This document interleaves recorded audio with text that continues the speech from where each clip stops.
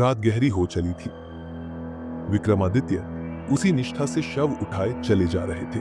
बेताल मंद स्वर में हंसा, राजन, अब की कहानी बहुत साधारण लग सकती है, पर इसके भीतर जो प्रश्न छिपा है वह आंख वाले भी नहीं देख पाते। क्या तुम अंधे न्याय को पहचान पाओगे? सुनो, फिर उत्तर दो।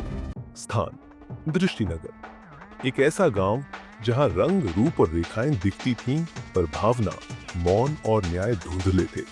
गांव की सीमा पर एक कुटिया में रहता था संदीप, एक अंधा संगीतज्ञ। वह जन्मान था, पर उसकी बांसुरी के स्वर में ऐसी सामर्थ्य थी कि हवा थम जाए, पशु शांत हो जाए और नदी बहना भूल जाए।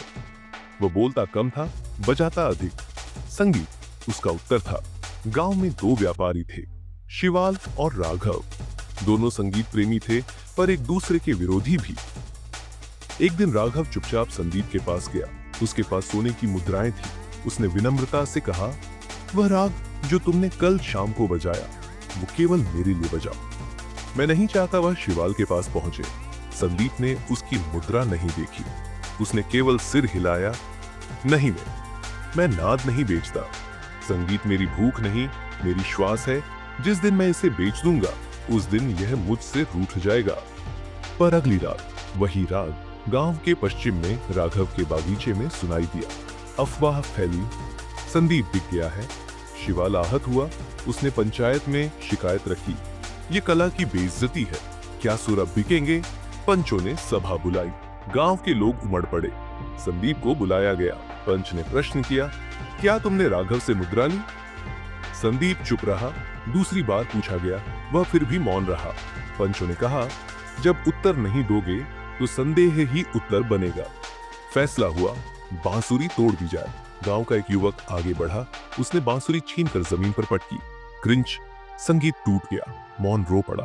कुछ दिन बाद गांव सूखने लगा। वर्षा नहीं हुई। नदी सिकुड़ गई। पशु चुप, खेत चुप, हवा थकी हुई। लोगों ने यज्ञ कराए, पुजारी बुलाए, कुछ न हुआ। राघव को अपराध बोध हुआ। उसने एक साधु को ढूंढ कर बुलाया।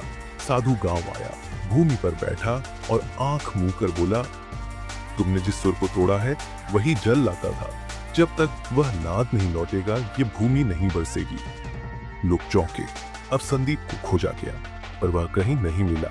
एक दिन नदी के तट पर पीपल के नीचे संदीप बैठा मिला। उसके पास नई बांसुरी थी, पर वह अब भी मौन था। नरेश, गांव का एक युवक, पास गया। हाथ जोड़े, गुरु, हमें क्षमा करो, गांव मर रहा है, हमें तुम्हारा स्वर चाहिए। संदीप ने कुछ नहीं कहा, बस बांसुरी उठाई। पहला स्वर उठा, हवा कांपी। दूसरा स्वर, बादल गहराए। तीसरा, और वर्षा होने लगी। गांव भीगता रहा। लोग सिर झुकाए खड़े रहे। वर्षा में बांसुरी भीगती रही, पर वह स्वर, वह उत्तर अब सबको सुनाई दे चुका था। बेताल ने गंभीर स्वर में कहा, तो बताओ हे राजन, संदीप का मौन क्या दोष था? क्या पंचायत का निर्णय उचित था क्योंकि वह उत्तर चाहता था?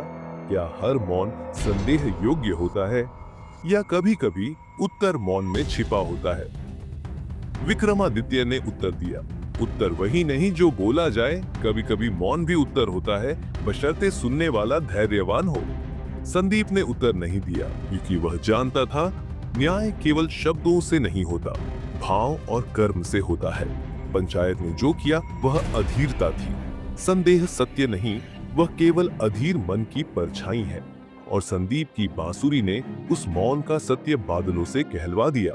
बेताल मुस्कुराया, राजन, एक बार फिर तुमने मौन का मर्म समझा, लेकिन तुमने मुंह खोला और मैं फिर उठता हूं। और विक्रम फिर बढ़े, उसी शव की ओर